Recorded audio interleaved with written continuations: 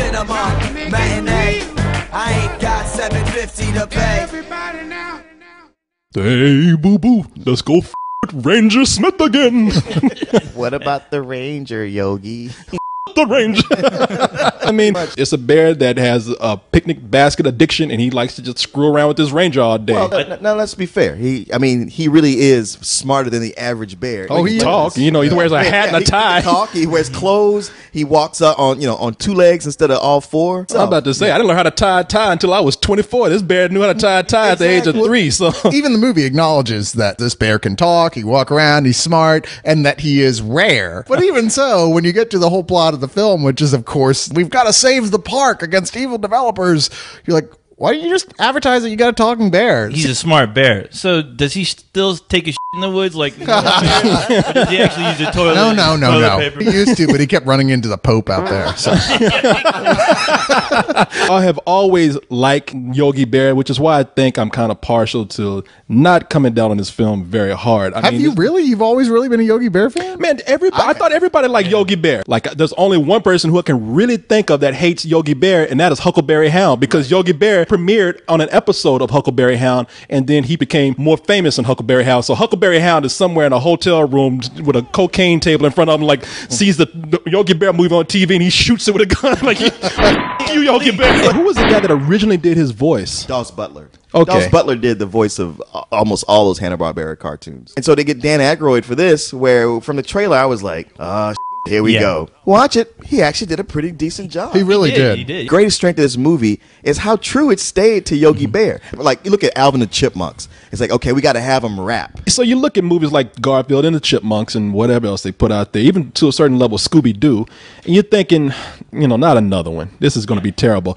But the reason why it works is, one, they don't try to make Yogi too hip. The thing is, Yogi isn't wearing a hoodie, and that's all I was happy about. True. It's like, I don't want to see Yogi and Boo Boo wearing hoodies. Stay black, Yogi. Speaking of Boo Boo, wow, Justin Timberlake. Justin Timberlake blew me the away. Wait. I honestly thought it was the actual actor who did Boo Boo doing the voice, and when I saw Justin Timberlake at the end of the credits, I was like, why? The movie is what it is. I mean, it's a Yogi Bear film, and it's better than 80% of the films out there of the this average bear movie. But that's not saying much, really, because these films are generally pretty bad because they're not trying real hard. This one, at least they were trying. I just didn't think it was real funny. I'll go ahead and just sum it up because I think we all agree except for Sourpuss. I have a feeling the fans are going to take my side on And this you know one, what? They but can, I'm just because saying. I already hear it. People are going to compare it to another movie. You gave this movie a rental, and you're going to give Yogi Bear, man, you can't compare movies of different genres, different types, different categories. Everything works within their own thing. What worked about it is Yogi Bear, and if it works, don't change it. I give it a low matinee. It's perfect as one of those movies to take the family to in the middle of the day on Saturday. And yeah, you'll forget about it, but I guarantee the kids will have a good time while they're there. I just give it a regular matinee. It was a lot of fun, and you know what? It's my favorite kind of screen to go to where it's a surprise. The only thing that was a surprise to me was that there was nothing, and I mean nothing hateful in this film, because I really expected to come out of it like, oh wow, this was just yet another example of cashing in on something without any effort being put into it whatsoever. And that's not the case here. There was a lot of integrity involved with trying to get it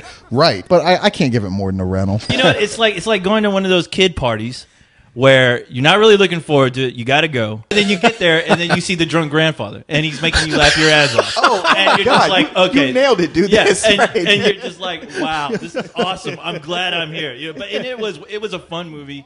Yeah, I'm going to forget it the next day. But, it did capture the spirit of Yogi Bear.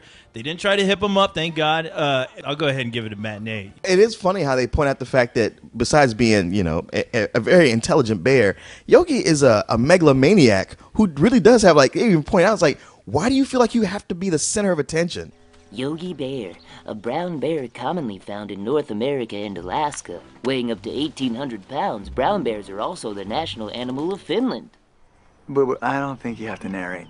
But I liked where you were going with it, boo-boo. Yeah. To the point it hurts his feelings like, shit, Yogi, I got a problem. Yeah, but who didn't, in their mind at one point, but even little kids, when the ranger just tells him off of that scene, didn't picture Yogi just unsheathing those claws. Pulling a grizzly man Why can't you be more like a real bear? Okay.